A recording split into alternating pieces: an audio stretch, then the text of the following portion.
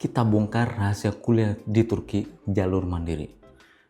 Chapter pertama, kita bahas tentang persiapan dan hunting kampus. Jadi banyak yang nanya ke gue nih, bisa nggak sih kuliah di Turki tanpa agen? Jawabannya bisa banget. Gue bakal ngasih tahu A sampai Z gimana caranya kuliah mandiri di Turki tanpa agen. Bahkan gilanya lagi ini bisa lebih hemat belasan juta rupiah. Di video ini gue bakal bongkar langkah paling awal, yaitu mindset dan cara hunting kampus negeri yang bener. Jangan sampai salah langkah di awal, karena ini penentu masa depan lu di Turki. Let's go. Yang pertama, kenapa harus mandiri? Alasannya yang pertama pasti lebih hemat biaya. Jadi kita cuma bayar biaya resmi kampus dan akomodasi semua kita yang tanggung, tanpa harus ada service fee dari agen yang mungkin di markup atau lebih mahal. Yang kedua, ini alasan yang paling penting, yaitu kemandirian. Jadi melatih mental sebelum sampai di Turki. Kalau daftar aja nggak bisa, gimana mau survive pas kuliah? Ini menjadi start point Musafir banget. Kenapa kita ngasih tahu kuliah ke Turki mandiri dari A sampai Z? Karena kebanyakan pelajar-pelajar yang pakai agen atau yang diurusin itu malah nggak survive karena mereka merasa didaftarin. Terus juga ketika nyampe di Turki mereka nggak mandiri karena semuanya serba diurusin. Nah, kita pengen yang kita kirim ke Turki, yang kita bantu kuliah ke Turki, yang kita lolosin ke Turki juga lulus di Turki. Salah satu caranya gimana? Kita kasih tahu dari awal mereka harus mandiri. Makanya kita kasih tahu A sampai Z pendaftaran, sampai nanti keberangkatan, sampai nanti pengurusan administrasi di Turki. Yang ketiga, kenapa harus mandiri? Pertama, lu bakal dapat info A1. Jadi akurasi informasinya tepat. Lu tahu dari sumbernya dan lu langsung dapat dari website kampus, bukan katanya lagi. Nah, pertanyaannya, susah kayaknya kuliah mandiri di Turki ya, semua apa-apa sendiri. Sebenarnya nggak kayak gitu, ada tipsnya. Nanti kita akan kasih tahu. Salah satunya, tipsnya adalah kita bisa gabung beberapa komunitas biar kita nggak sendirian. Contoh, ada Perhimpunan Pelajar Indonesia di berbagai wilayah di Turki, juga ada PPI Turki yang menaungi semua PPI wilayah. Terus juga banyak komunitas-komunitas pelajar internasional, komunitas-komunitas antar daerah gitu kan. Jadi nggak melulu semuanya sendirian, kita bisa ketemu di sana sama teman-teman atau keluarga perantauan. Oke, kita akan bahas tadi udah kenapa kuliah mandiri di Turki, kenapa nggak pakai agen. Yang kedua, kita bahas gimana cara masuknya, gimana cara daftarnya, gimana gerbang atau pintu masuknya tuh lewat mana sih. Yang pertama pasti lewat jalur nilai ijazah. Nilai ijazah ini ada berbagai macam ya, ada ijazah sekolah SMA, ada ijazah SAT, ada ijazah metop dan lain-lain gitu. Banyak kampus negeri sekarang nerima mahasiswa asing hanya dengan nilai rata-rata ijazah loh.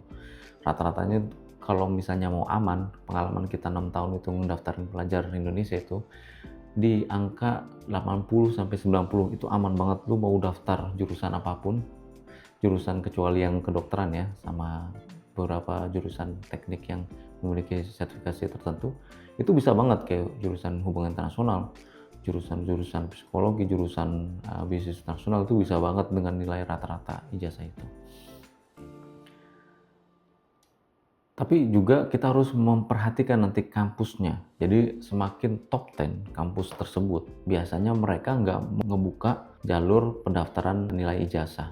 Kalau yang top 10 kayak Istanbul University, Ankara segala macam, itu biasanya menggunakan ujian gitu, yang nanti kita akan bahas Terios. Nah, ini jalur kedua adalah jalur Terios, ujian standarisasi masuk universitas di Turki untuk orang asing khusus gitu ya. Ujian ini tiap tahun diadakan di antara bulan April sampai Mei gitu ya. Di Indonesia juga udah diadain gitu.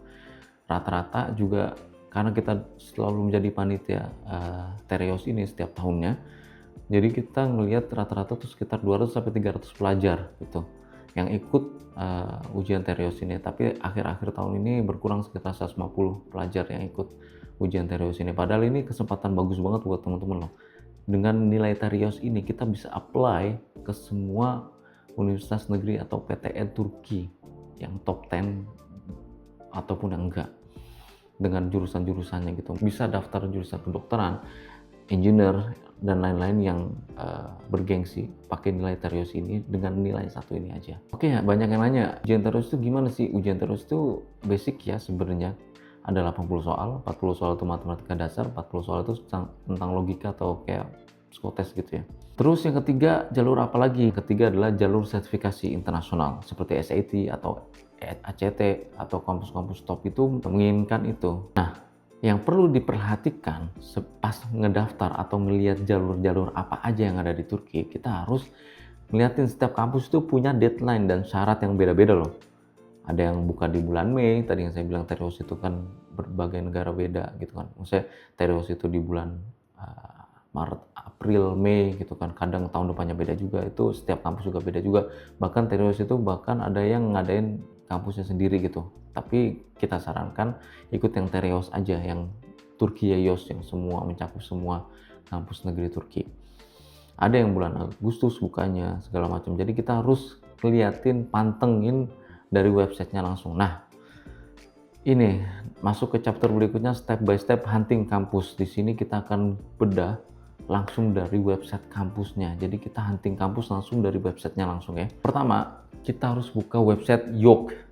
Y-O-K. O-nya ada titik 2. Kalau misalnya di websitenya kita googling, tulis YOK, yok.gov.tr gitu ya. Ini adalah diktinya Turki, atau semua informasi tentang pendidikan tinggi di Turki itu ada di website ini. Tadi catat ya, yok.gov.tr.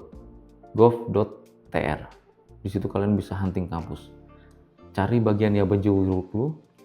Nanti di situ ada segmen-segmennya. Nah, di segmen kita pilih segmen yang khusus untuk bagian Yabancı Uyruklu Öğrenci atau mahasiswa asing.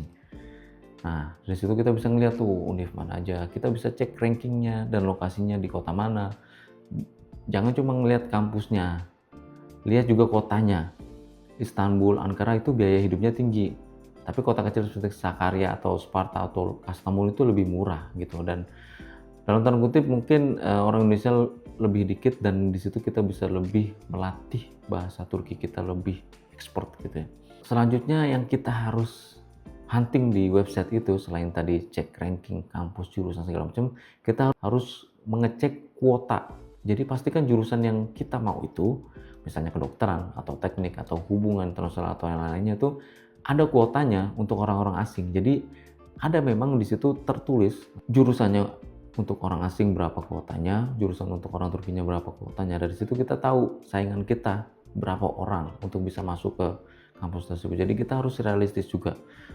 Nanti untuk daftar mandiri itu kita dipaksa atau disuruh untuk milih 3 atau 5 jurusan. Nah, itu kita harus realistis lihat dari cek kuota.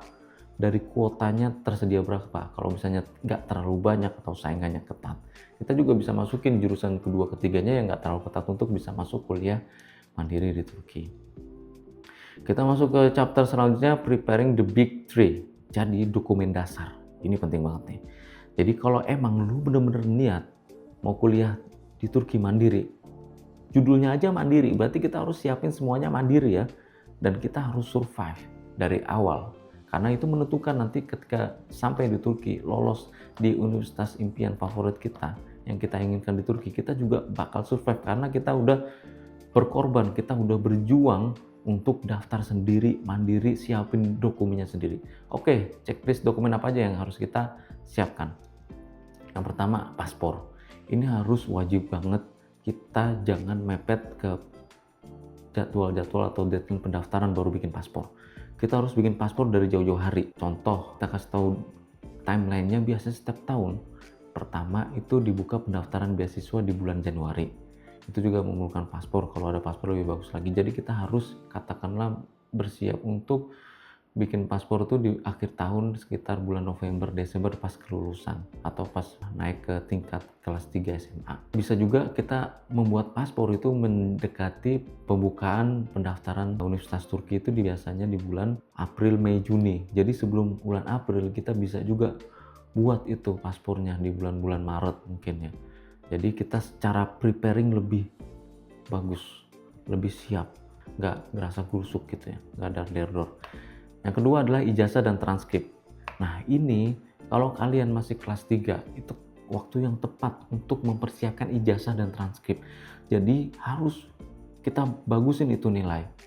nilainya harus minimal, kalau tadi saya bilang di rata-rata nilai 80-90 tuh bagus banget. Kalian tuh bakal leluasa bisa milih jurusan, leluasa bisa memilih kampus. Nah, jadi kalian harus mempercantik nilai ijazah dan transkrip kalian. Dan pastikan nanti udah dilegalisir ya ijazah dan transkripnya. Yang ketiga, foto biometrik. Ini gampang banget sih. Jadi harus ngilangin rasa malas aja.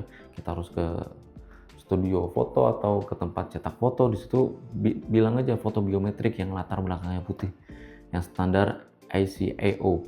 Di situ nanti dibutuhkan untuk paspor, juga dibutuhkan untuk izin tinggal di Turki, juga dibutuhkan. Untuk biasanya standar internasional ini dibutuhkan foto biometrik yang latar belakang putih. Jadi harus disiapkan. Tipsnya, menyiapkan dokumen ini memang tricky. Sebenarnya gampang-gampang susah. Tapi tipsnya itu kita bikin satu folder di Google Drive, namanya sesuai dokumen dalam bahasa Inggris atau Turki, misal diploma, transkrip, paspor. Ini bakal ngebantu banget ya pas nanti upload di portal pendaftaran. Jadi semuanya itu terstruktur, kita masukin di satu folder dan disitunya udah tertulis ini ijazah, transkrip, paspor segala macam. Jadi nanti tinggal upload pas pembukaan pendaftaran mandiri di Turki. Oke, mungkin untuk video pertama gue udah bongkar banyak banget nih. Gue harap nanti kedepannya lu bakal stay tune, karena di video kedua, 3, 4 dan seterusnya gue bakal lebih masuk ke inti pembahasan kuliah di Turki sampai daftar mandiri, cara apply-nya segala macam, bahkan sampai nanti di Turkinya gimana caranya gue bakal bongkar. Di video pertama ini kita membahas tentang persiapan, karena persiapan adalah 50% dari kemenangan. Kalau dokumen udah siap dan lu udah tahu mau daftar di mana, lu udah selangkah lebih dekat buat terbang ke Turki. Nah, di video selanjutnya gue bakal praktek langsung cara isi portal pendaftaran online, biar lu nggak bingung pas lihat form pendaftaran ini gimana cara segala macam. Gue bakal kasih tahu.